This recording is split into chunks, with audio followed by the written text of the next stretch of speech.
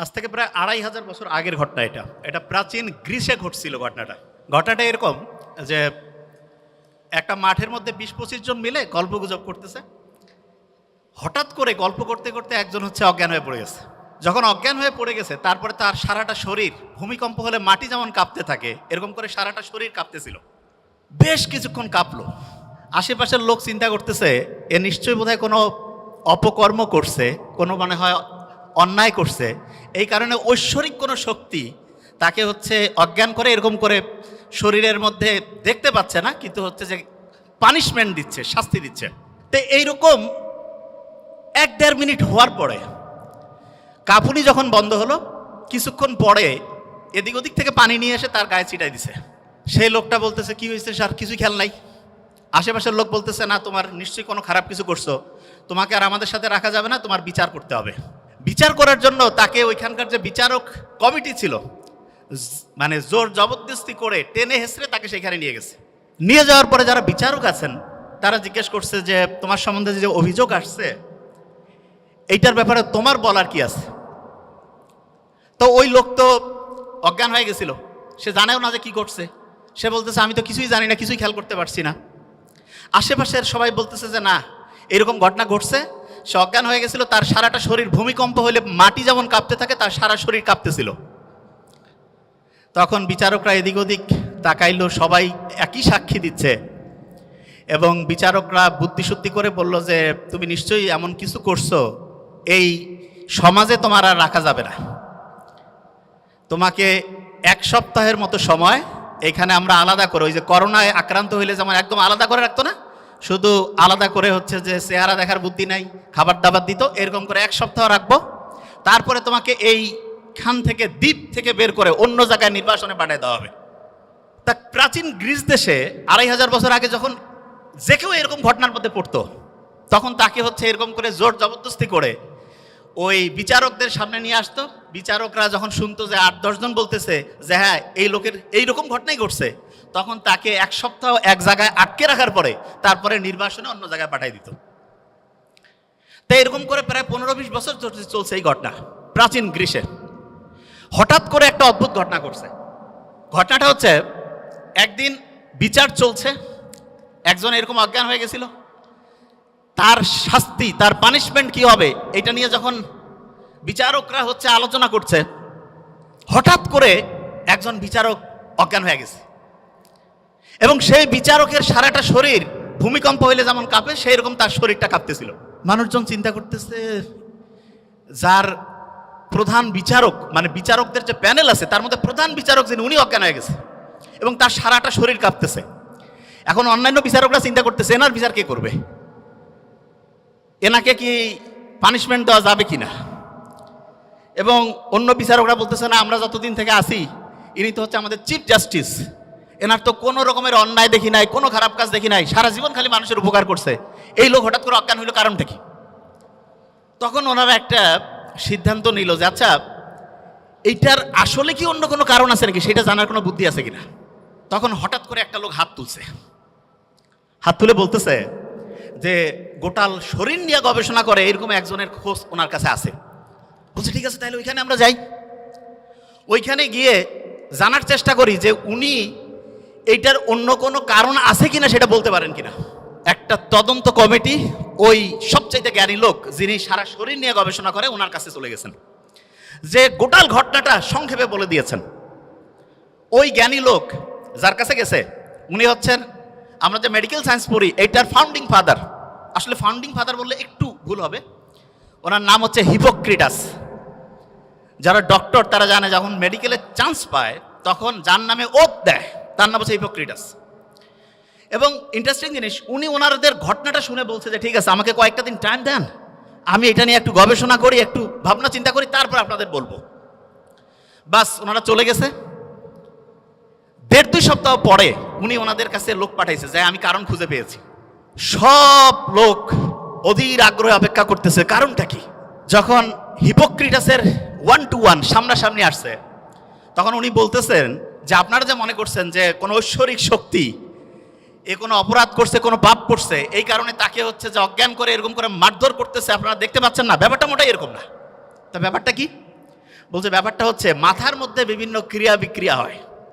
এই ক্রিয়া বিক্রিয়া 440 হইলে যেমন ওই যে ভোল্টেজ আছে না, এমন হয়ে যায়, দেখা যাচ্ছে মেশিন টেশিন সব অকেজো হয়ে গেছে, ওর মাথা ওই সময় অকেজো হয়ে গেছে এবং এই কারণে সেন্সলেস হয়ে গেছে এবং সারাটা শরীর কাঁপতেছিল। এই কথা শোনার পরে অনেকে একটু বিশ্বাস করছে, অনেকে একটু অবিশ্বাসও করছে যে বিচারককে বাঁচানোর জন্য এরা কোনো ভিতরে ভিতরে কায়দা কানুন করছে নাকি। ওনারা ওইখান থেকে হিপোক্রেটাসের কাছ থেকে যখন ফিরে আসছে, আসার পরে ওনাদের কাছে আলাদা করে একটা লোক ওইখানে বন্দি করা ছিল, কিন্তু ওনা নির্বাসনে পাঠায়নি। কেন? কারণ হচ্ছে যে বিচারক নিজেই হচ্ছে যে অজ্ঞান হয়ে গেছে, যে আসলে কারণটা কি সেটা না জানা পর্যন্ত বের করা যাচ্ছে না। তখন করছে কি, এরা একটু রাগান্বিত হয়ে করছে যে না, নিশ্চয়ই সামথিং ইজ রং, কোথাও যেন একটা মিস্টেক হচ্ছে। কয়েকজন যে মাথা আঘাত করে দ্বিখণ্ডিত করে ফেলছে। মাথার খুলি যদি খুলে ফেলে তখন দেখা যাবে যে একটা গ্লাসের মধ্যে যদি পানি রাখি, ওর মধ্যে মাখন রাখলে যেমন হয়, গোটাল মাথাটার মধ্যে আমাদের ব্রেনটা অনেকটা মাখনের মতো। তো ওরা দেখতেছে কই কিছুই তো দেখা যায় না, কোনো ক্রিয়া বিক্রিয়া নাই, নিশ্চয়ই তাহলে ওই জ্ঞানী লোক কোনো কায়দা কানুন করে আমাদের মানে হচ্ছে যে বোকাশোকা বানাই দিচ্ছে। এরা আবার ওইখানে দৌড়েছে, যাওয়ার পরে বলছে যে কই আমরা তো কোনো ক্রিয়া বিক্রিয়া দেখতে পাচ্ছি না। উনি তখন ওনাদের বুঝাইছে যে দেখো, মাথার মধ্যে যে ক্রিয়া বিক্রিয়াটা হয়, এইটা যদি লক্ষ লক্ষ কোটি কোটি ক্রিয়া বিক্রিয়া এক জায়গায় করি, একটা ছোট্ট বালুকণার সমান হবে না। বলে তাই নাকি? কয় হ্যাঁ। বলছে যে মাথার মধ্যে ক্রিয়া বিক্রিয়া হচ্ছে এবং এইটার কারণেই এই লোকটা অজ্ঞান হয়েছে। আজ থেকে 2500 বছর আগে, যখন কোনো টেকনোলজি ছিল না, কোনো পরীক্ষা নিরীক্ষা ছিল না, তখন হিপোক্রেটাস এই ঘটনাটা বলছে। এবং এখন আমরা হচ্ছে মাথাকে স্ক্যান করি। স্ক্যান করার জন্য একটা পরীক্ষার নাম আছে, আমি কিন্তু ধরবো, বি কেয়ারফুল। পরীক্ষাটার নাম হচ্ছে ইইজি। কি নাম? আচ্ছা, মনে রাখার একটা সহজ বুদ্ধি বলি। হার্টের পরীক্ষা করার জন্য ইসিজি করি না, মাঝখানে সিটা কেটে দিব, সি এর জায়গায় ই দিব, ইইজি। কি নাম? ইলেকট্রোএনসেফালোগ্রাম। মানেটা কি? ব্রেইনের মধ্যে প্রতি মুহূর্তে তরঙ্গ চলতেছে, ঢেউ। আমি তো বলি কি যে আমাদের ব্রেইনটা হচ্ছে একটা সমুদ্রের মতো। সমুদ্রের কথা শুনলে প্রথম মাথায় কি আসে? ঢেউ। অ্যাবসলিউটলি ঢেউ। প্রত্যেক মুহূর্তে ব্রেইনের মধ্যে ঢেউ চলতেছে। অনেক স্টুডেন্ট যে অল্প পড়ে ভালো করে, সেই বুদ্ধি আজকে আমরা ইনশাল্লাহ শেয়ার করব। এবং হাফেজ যে হয় মানুষ, অল্প ব্রেন, মাথায় কিছু থাকে না, কোরআন পড়তে গেলে সে শিখে ফেলছে। আল্লাহ কোরআনের মধ্যে এমন একটা অসাধারণ সামঞ্জস্যপূর্ণ শৈলী দিয়েছেন, ব্রেইনের মধ্যে ওই ওয়েভটা তৈরি হয়, ওই তরঙ্গটা তৈরি হয়, যেই তরঙ্গ তৈরি হইলে পরে পড়া লং টার্ম মেমোরি সেন্টারে রিজার্ভ হয়। প্রত্যেক দিন 5 ওয়াক্ত নামাজ পড়ি না, ব্রেইনের মধ্যে মোটা দাগে 5টা ওয়েভ আছে, মোটা দাগে 5টা ওয়েভ। এই 5টা ওয়েভের মধ্যে একটা ওয়েভ আছে সবচাইতে স্টুডেন্টের জন্য প্রয়োজনীয় ওয়েভ। এবং যে কোনো স্টুডেন্ট যে বুদ্ধিমান, সে চিন্তা করতেছে ওই ওয়েভটা যদি আমি তৈরি করতে পারি ব্রেইনে, আর তারপরে যদি আমি পড়ি, 1 ঘন্টায় 3-4 ঘন্টা পড়া হবে। এইটা তৈরি করার 2টা বুদ্ধি। একটা হচ্ছে ন্যাচারালি ব্রেইনের মধ্যে ওই ওয়েভটা তৈরি করা যায়, যেটা তৈরি করলে পরে অল্প একটু পড়লেই পড়া শর্ট টার্ম থেকে লং টার্ম মেমোরি সেন্টারে রিজার্ভ হওয়ার যে প্রক্রিয়াটা, এটা ফাস্ট হবে। আরেকটা আছে আর্টিফিশিয়ালি। আর্টিফিশিয়ালি মানে আমরা নিজেরা চাইলে পরে ব্রেইনের মধ্যে ওই ওয়েভটা তৈরি করতে পারবো। বেশিরভাগ জনের মাথায় আসতেছে যে আসলে ওই ওয়েভটার নাম কি, ঠিক না? 100% তাই তো আসার কথা, যে ওই ওয়েভটার নাম কি, যে সবচেয়ে দামি ওয়েভ যেটা আমাদের দরকার, ওই ওয়েভটা আসলে তৈরি হয় কিভাবে? আর ওই ওয়েভটা আমরা ন্যাচারালি তো তৈরি হলে তো আলহামদুলিল্লাহ, আর্টিফিশিয়ালি যদি তৈরি করতে পারি তাহলে সেটার সিস্টেমটা কি হবে, তাহলে স্টুডেন্ট ভালো হয়ে যাবে। একটা জিনিস, এবং আজকে আমরা যা যা আমি বলছি আমার কিন্তু খেয়াল আছে এবং ঘড়িও আছে, আমি কিন্তু ধরবো র্যান্ডম। এবং ধরার ক্ষেত্রে আমি একটা ক্লু দেই। ব্রেইনের প্রথম পরীক্ষার জন্য আমরা বলছিলাম ইসিজি না ইইজি? অ্যাবসলিউটলি ইইজি, ঠিক না? ইইজি। ব্রেইনের মধ্যে ওয়েভ কয়টা? 5টা। সবচেয়ে ভালো আছে একটা ওয়েভ, যেই ওয়েভটা থাকলে পরে পড়া দ্রুত শর্ট টার্ম থেকে লং টার্ম মেমোরি সেন্টারে যাবে এবং পড়াটা সহজে আয়ত্তে আসবে। এই ওয়েভটা ইংরেজির প্রথম বর্ণের নাম কি? এ দিয়ে শুরু, আলফা ওয়েভ। কি নাম? Alpha wave.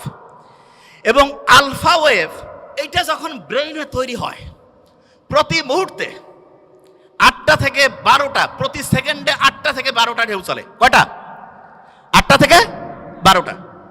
এখন অনেকে বলতে পারে যে ভাইয়া ব্রেইনের মধ্যে যদি জলোচ্ছ্বাস হয়, যে খুব ঢেউ বাড়তেছে, তাইলে কি হবে? তাহলে যেটা হয় সেটার নাম হচ্ছে গামা ওয়েভ। কি নাম? Gamma wave. ওই সময় প্রতি সেকেন্ডে ব্রেইনে 40টারও বেশি, 60টা পর্যন্ত ঢেউ উঠতে পারে। বেশি ঢেউ উঠলে পরে ব্রেইনে যা রাখতেছি সব ভাষায় নিয়ে চলে যাবে, ব্রেইনে আর রিজার্ভ হবে না কিছু। এই জন্য ব্রেইনে রিজার্ভ করার জন্য আমাদের আলফা ওয়েভ রাখতে হবে, আলফা ওয়েভ। এখন প্রশ্ন হলো আলফা ওয়েভ ব্রেইনে ন্যাচারালি কখন তৈরি হয় সেটা আগে বলি। মোহাম্মদ সাল্লাল্লাহু আলাইহি ওয়াসাল্লাম যে বলছে যে রাতের এশার নামাজের পরে উনি কোনো মিটিং, কোনো মিছিল কিচ্ছু রাখতো না, কোনো কথা নাই, স্ট্রেট বেড, সোজাসুজি ঘুম, আর্লি উনি ঘুমাইতো। আমাদের ডক্টরদের মধ্যে অনেকের লাইফস্টাইল খুবই খারাপ, যত বড় অফিসার লাইফস্টাইল তত খারাপ। কয় যে লেট নাইট প্রোগ্রাম শয়তানি প্রোগ্রামের অন্য আরেকটা নাম, believe me. Late night program, কিসের লেট নাইট? যা হবে আর্লি। এবং ঠিক এশার নামাজের পরে যদি আমরা ঘুমাই তাহলে ইনশাআল্লাহ আমাদের ব্রেইনের মধ্যে একটা সুপার ক্লক আল্লাহ বসায় রাখছে, হাইপোথ্যালামাসের মধ্যে আছে, টিক টিক টিক টিক করে চলতেছে, ওর কোনো টাইম দেখা লাগে না, অটোমেটেড অ্যালার্ম সেট আপ করা আছে, অ্যালার্ম বাইরে থেকে ঘড়িতে দেওয়া লাগবে না। কেউ যদি এশার নামাজের পরে ইনশাআল্লাহ ঘুমায় যায়, ভোর 3টা, 3:30, 4টার মধ্যে ঘুম থেকে উঠবে। কিন্তু ইন্টারেস্টিং পয়েন্টটা ওই জায়গায় না। ইন্টারেস্টিং পয়েন্টটা হচ্ছে বেশিরভাগ স্টুডেন্ট বলে যে আমি রাতে ঘুমাইলাম 12টায়, সকালে উঠলাম 7টা, 7 ঘন্টা তো আমি ঘুমাইলাম।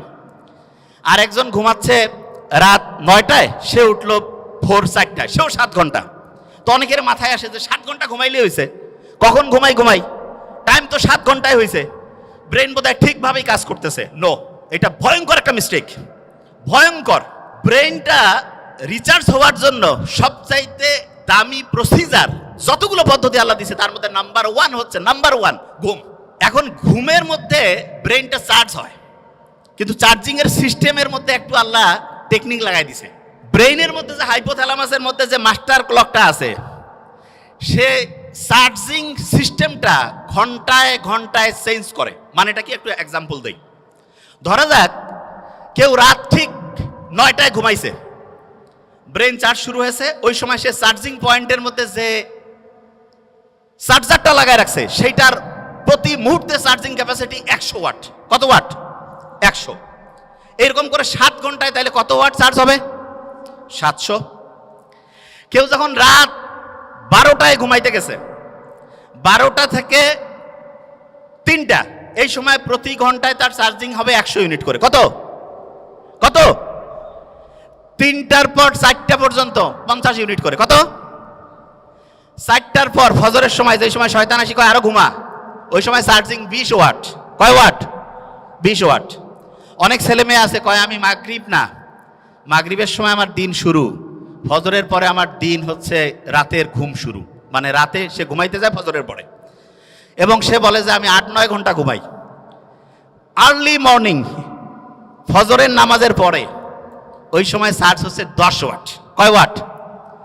10 ওয়াটে সে যদি 10 ঘন্টা ঘুমায়, চার্জ কত ওয়াট হবে? আর আর্লি ঈশান নামাজের পরে 1 ঘন্টায় কত ওয়াট? 100। যে কাউকে যদি আমি বলি যে 100 টাকা একটা দিব আর একটা 100 টাকার ডলার দিব, কোনটা নিব? মূর্খ কবে ভাই আমার ডলার লাগবে, ঠিক না? তাহলে যারা বুদ্ধিমান বুদ্ধিমতী তারা রাতে আর্লি ঘুমাবে নাকি ফজরের সময় ঘুমাবে?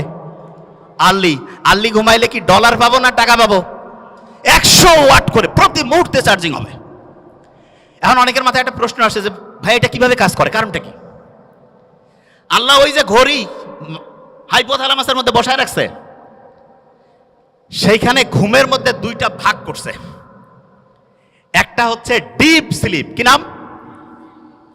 আরেকটা হচ্ছে বলা যেতে পারে হালকা স্লিপ। বুঝার জন্য, কি স্লিপ? হালকা। তার মানে একটা হচ্ছে ওই যে চার্জিং এর জন্য আছে না, যে পাওয়ারফুল চার্জিং, ওই যে খুব দ্রুত হয়, এইটা হচ্ছে ডিপ স্লিপ। কি স্লিপ? Deep sleep. আল্লাহ এমন মেকানিজম করছে, ডিপ স্লিপটা হবে রাত 9টা 10টা থেকে শুরু করে ভোর 3টা পর্যন্ত। কয়টা? রাত 9টা 10টা থেকে ভোর 3টা। এবং ইন্টারেস্টিং পয়েন্ট, আমরা যে ঘুমাই প্রত্যেকটা ঘুমের চক্র 90 মিনিট। ফুটবল, ক্রিকেট ক্রিকেট যে আমরা খেলা দেখি, ফুটবলও দেখি, ফুটবল কতক্ষণ করে চলে একটা সেশন, একটা ম্যাচ কতক্ষণ? 90 মিনিট। এই 90 মিনিটের মধ্যে এইরকম একটা ম্যাচ হয়ে গেল, আমার ব্রেইনের মধ্যে একটা সাইকেল পূরণ হয়ে গেল। কয়টা সাইকেল? একটা। এবং প্রথম রাতে আমি যখন ঘুমাবো, প্রথম রাতে, তখন আমার ডিপ স্লিপটা বেশি হবে। কোন স্লিপ? ডিপ স্লিপ যখন বেশি হবে তখন মূলত আমার চার্জিংটা হাইয়েস্ট লেভেলে হবে। কি লেভেল হবে? হাইয়েস্ট লেভেলে। আচ্ছা, যে জায়গায় আমি ছিলাম, প্রত্যেক স্টুডেন্টের মধ্যে আমার মনে হয় প্রত্যেক স্টুডেন্টের মধ্যে যে প্রশ্নটা আসছে, আমরা তাহলে ঘুমাবো ঠিক এশার নামাজের পরে, তাহলে আমাদের ব্রেইনের চার্জিংটা হবে 100 ওয়াটের। কত ওয়াট? 100। আচ্ছা, পড়ার ক্ষেত্রে মোস্ট ইম্পর্টেন্ট, ব্রেইনে কোন ওয়েভ দরকার? Alpha wave. ন্যাচারালি আলফা ওয়েভটা আমি পাবো আর্লি মর্নিং। আর্লি মর্নিং মানে হতে পারে ভোর 4টা-5টা থেকে সকাল 8টা-9টা। এই সময়ে ব্রেইনে আলফা ওয়েভ থাকে এবং আলফা ওয়েভের ঢেউ প্রত্যেক মুহূর্তে 8 থেকে কত? 8 থেকে 12। এই সময়ে 1 ঘন্টায় যে পড়া হবে, দিনের অন্য সময় যখন ব্রেইনে আলফা ওয়েভ নাই, ওই সময় ওই 1 ঘন্টার পড়া পড়তে 4-5 ঘন্টা লাগবে। তার মানে হচ্ছে একটা মুসলমান স্টুডেন্ট বা যে কোনো, সে যে ধর্মেরই হোক, কারণ ব্রেইন সবার জন্য সেম ওয়েতে কাজ করবে, আল্লাহ সবার জন্য কিছু জিনিস ইউনিভার্সাল করে দিয়েছেন। একটা ব্রেইনের মধ্যে আলফা ওয়েভ তৈরি করে যখন স্টুডেন্ট পড়তে থাকবে, তখন দেখা যাবে যে সেই স্টুডেন্ট 1 ঘন্টা পড়লে পড়ে 4-5 ঘন্টার পড়া তার ব্রেইনের শর্ট টার্ম থেকে long term memory centre reserve হওয়ার প্রক্রিয়া গতিশীল হবে। তার মানে যেই স্টুডেন্ট আর্লি মর্নিং পড়বে সে আলফা ওয়েভ পাচ্ছে এবং তার পড়ার গতি খুব দ্রুত হচ্ছে। এটা হচ্ছে ন্যাচারালি। এখন অনেকে বলতে পারে যে ভাই আমি ন্যাচারালি তো জানলামই, আমি কৃত্রিমভাবে ব্রেইনে আলফা ওয়েভ তৈরি করতে চাই, সেইটার কোনো বুদ্ধি আছে কিনা? এটা সবচেয়ে ইন্টারেস্টিং, যে আমি কৃত্রিমভাবে যদি তৈরি করতে পারি, যখন মন চাইলে তখন ব্রেইনে আলফা ওয়েভ নিয়ে আসলাম, তার মানে অল্প সময়ে পড়লাম, পড়া হিউজ ভাবে হচ্ছে ইম্প্যাক্ট করে ফেললো। এইটার জন্য আল্লাহ অসাধারণ একটা সিস্টেম দিয়েছেন আমাদের। এবং আমি আশা করব যে কোনো পর্যায়ের লোক, যে কোনো, এখন থেকে এই জিনিসটা ফলো করতে পারে। সেটা কি? বিজ্ঞানীর অবাক হয়েছে, আমরা যখন নামাজের মধ্যে দাঁড়াই, নামাজ যখন কেউ পড়ে এবং মন দিয়ে নামাজ পড়া বলতে কি, আমি এখন একটা ঘটনায় আসছি, মন দিয়ে কেউ যখন নামাজ পড়ে, ওই সময় তার ব্রেইনের মধ্যে আলফা ওয়েভ তৈরি হয়ে যায়। কি হয়? Alpha wave. নামাজ পড়ে আসলাম, এবং ইসলামে কিন্তু ফরজ নামাজটা মসজিদে পড়ার পরে অন্য যে কোনো নামাজ বাড়িতে পড়তে উৎসাহিত করছে। আমার তো মাঝে মধ্যে মনে হয় যে বাড়িতে নামাজ পড়েই বইটা একটু হাতে নেওয়া উচিত। বইটা একটু হাতে নিলাম, নিয়ে একটু যদি পড়ি, ব্রেইনে আলফা ওয়েভ তৈরি হয়েছে। আচ্ছা, অনেকের মাথায় প্রশ্ন আসে যে ভাই নামাজ পড়লাম, ব্রেইনে আলফা ওয়েভ তৈরি হলো, কতক্ষণ থাকবে? এটা বোঝার একটা এক্সাম্পল দেই। ফ্যান একটা চলতেছে, যদি বন্ধ করি সাথে সাথে কি অফ হবে? কিছুক্ষণ ঘুরবে না? অ্যাবসলিউটলি এই ঘটনাটা ব্রেইনে ঘটে। যখন আলফা ওয়েভ, নামাজ পড়লাম, নামাজের পরে যদি 20টা মিনিট পড়ি, 20 মিনিটে দেখবো অন্য সময়ের 1.5-2 ঘন্টার পড়া হয়ে গেছে। তাইলে আর্লি মর্নিং 4-5 ঘন্টা, আর প্রত্যেকবার নামাজ পড়ছি, নামাজ পড়ার পরে যদি 20 থেকে 25 মিনিট করে পড়ি, ইনশাআল্লাহ ব্রেইনে দেখবো 20 মিনিটে 2-2.5 ঘন্টার পড়া হয়ে যাবে। তার মানে বাকি টাইম অন্য যে কোনো কাজই করি না কেন, ইনশাআল্লাহ আমার পড়া, একাডেমিক, তারপরে অ্যাডমিশন, যেই লেভেলে আমি পড়তে চাই, ইনশাআল্লাহ অসাধারণ প্রিপারেশন হয়ে যাবে। এখন হাফেজ যারা হয় তারা পরে আল্লাহর কালাম পড়ে, ঠিক না? এবং কোরআনের গঠন শৈলীকে যদি অ্যানালাইসিস করে অবাক হয়ে যাবে, এত সুন্দর মিল।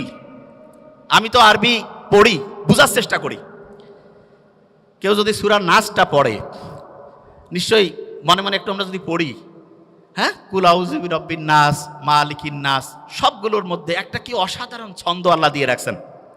এবং এই ছন্দটা এমন যেটা ব্রেইনটাকে, তরঙ্গগুলোকে হচ্ছে কুল ডাউন করে আলফা ওয়েভে আনতে হেল্প করে।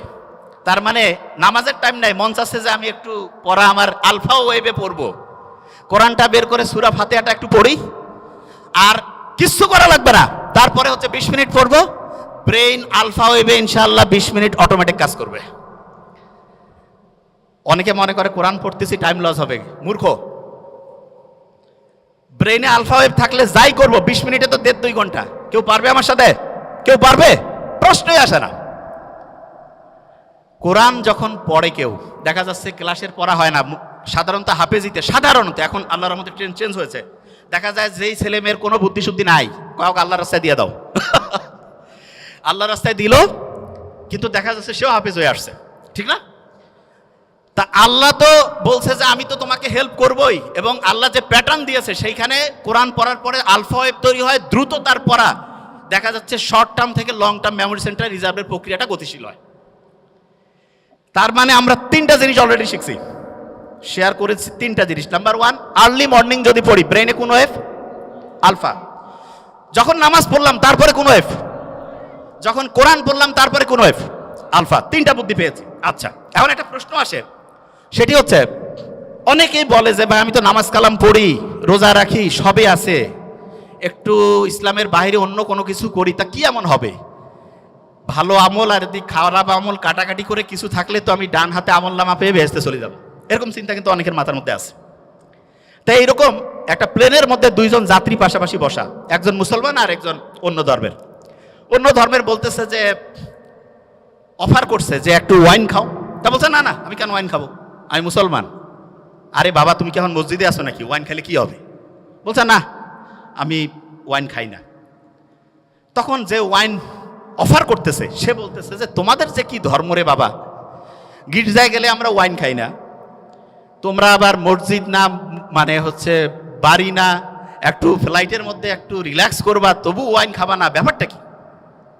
তখন পাশে বসা যে মুসলমান সে বলতেছে যে এই গাড়ির মানে ফ্লাইটে তো যে এটার যে চালক তিনি কিন্তু খ্রিস্টান। বলছে হ্যাঁ খ্রিস্টান, ইউরোপের ঘটনা। তা বলতেছে আচ্ছা ওনাকে যদি এখন মদ খাওয়ানো হয় তুমি কি জানার পরে এই ফ্লাইটে যাবা? কয় না আমি কেন যাবো। কয় কেন যাবা না? বলছে উনি তো এখন ডিউটিতে আছে, ডিউটিতে কেন হচ্ছে মদ খাবে? তখন ওই মুসলমান বলতেছে যে আমাদের মুসলমানের গোটাল জীবনটাই হচ্ছে অন ডিউটি। অন ডিউটি, পড়া, বিয়া শাদী, কথা বলা, কথা শোনা, যা কিছু আছে অন ডিউটি। বিলিভ মি, এটাই সবচেয়ে সত্যি কথা।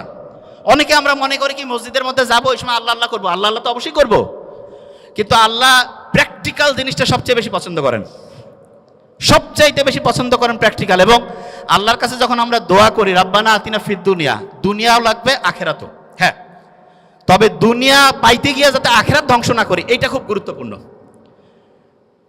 নিশ্চয়ই বাদশাহ সোলাইমানের ঘটনা আমরা জানি। বাদশাহ সোলাইমান, ওনাকে একবার এসে বলতেছে যে তুমি কি দুনিয়া চাও না আখেরাত চাও?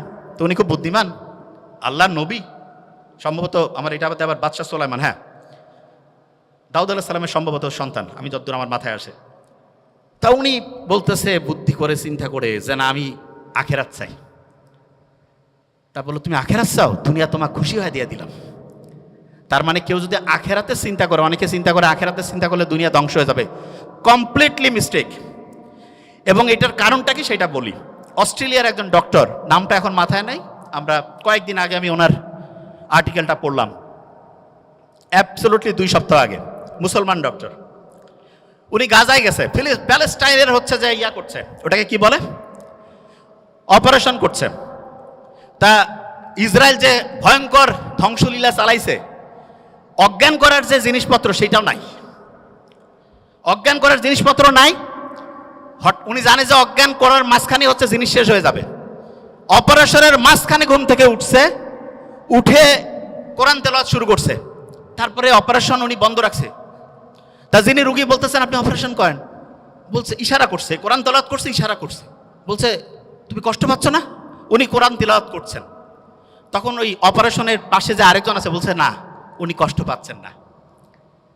তা এই ঘটনাটা যখন শুনলাম তখন মনে হলো আল্লাহ যে বলছে যে কোরআন হচ্ছে শেফা, আমরা তো বিশ্বাস করি সত্যি টঙ্গর মগর বিশ্বাস, খোসর মসর, ওইরকম বিশ্বাস নাই হবে হবে কি না। এবং সত্যিকার অর্থে অ্যানেস্থেটিক মানে অজ্ঞান করার যে জিনিসপত্র একটা নাই, কিন্তু আল্লাহর রহমতে সে কোরআন তেলাওয়াত করছে, কষ্ট পাচ্ছে না।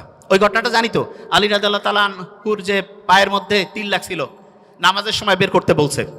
আল্লাহ দেখাই দিচ্ছে। এখন কেউ যদি প্যালেস্টাইনের ঘটনাগুলো একটু অ্যানালাইসিস করে দেখবে আল্লাহ যে আছে, এবং কেউ যদি আল্লাহকে ওইভাবে মন থেকে চায় অবশ্যই অবশ্যই পাবে। আচ্ছা, যে জায়গায় আমি শেষ করবো এখন, ইটালির একটা বিখ্যাত মানুষ আছে যার নাম বুসকালিয়া। উনি যেখানে যাইতো ওনার কথা শোনার জন্য হাজার হাজার মানুষ এসে উপস্থিত হইতো। তো ওনাকে একদিন জিজ্ঞেস করছে যে আপনি এত কিছু জানেন কি করে? উনি বলতেছে যে আমাদের ফ্যামিলিতে আব্বার একটা অদ্ভুত নিয়ম ছিল।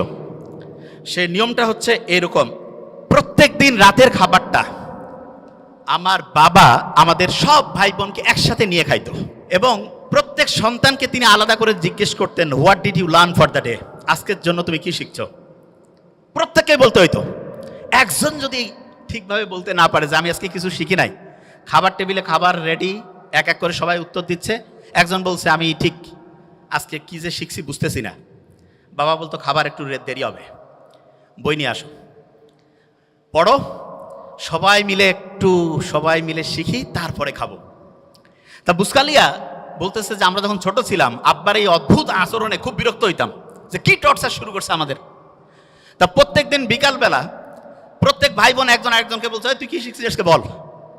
একজন যদি কেউ না শিখে, কারণ ওর জন্য সবারই খাওয়া বন্ধ, পরে শিখতে হবে তারপরে খাবে, তখন প্রত্যেকেই একদম রেডি, বসে সবাই বলা শুরু করে দিছে। এমন হয়েছে একসাথে কয়েকজন, তাড়াতাড়ি বলতে হবে, তাড়াতাড়ি খাইতে হবে, ছোট্টবেলায় যেটা হয়। তা আমি অভিভাবকদেরকে বলবো, আপনি আপনার সন্তানের জন্য একটা কাজ করেন, জাস্ট ওয়ান। সেটা কি? প্রত্যেক দিন সে কি শিখছে সেটা আপনি শোনার চেষ্টা করেন। প্রত্যেক দিন কি শিখছে সেটা শোনার চেষ্টা করেন। এবং এক্ষেত্রে আমি সবসময় বলি, শোনার তো এখন টাইম নাই, টেকনোলজির কিছু ভালো ব্যবহার আছে। ছেলে মেয়ে দূরে পড়ে, কোনো সমস্যা নেই, একটা চমৎকার ডায়েরি তাকে কিনে দেন। ডায়েরিতে বলেন যে প্রত্যেক দিন বাবা তুমি আমাকে হচ্ছে ডায়েরিতে এই যে এরকম করে লিখে দিবা, তোমার 30 দিনের জন্য মান্থলি ধরো বরাদ্দ 10,000 টাকা, প্রত্যেক দিনের ডায়েরি লেখার জন্য তুমি 300 টাকা পাবা। মাসে যদি তুমি 20 দিন ডায়েরি জমা দাও 6,000, 4,000 নাই, কিচ্ছু করা লাগবে না। ছোট্ট মানুষ তো, সে চিন্তা করবে আমার এই টাকাটার দরকার আছে, ঠিক না? তুমি ডায়েরি লিখে দিবা না, তোমাকে কিছু করতে হবে না, ওকে ফাইন, দেখা যাবে তুমি 4,000 টাকা কম পেয়ে কীভাবে চলো।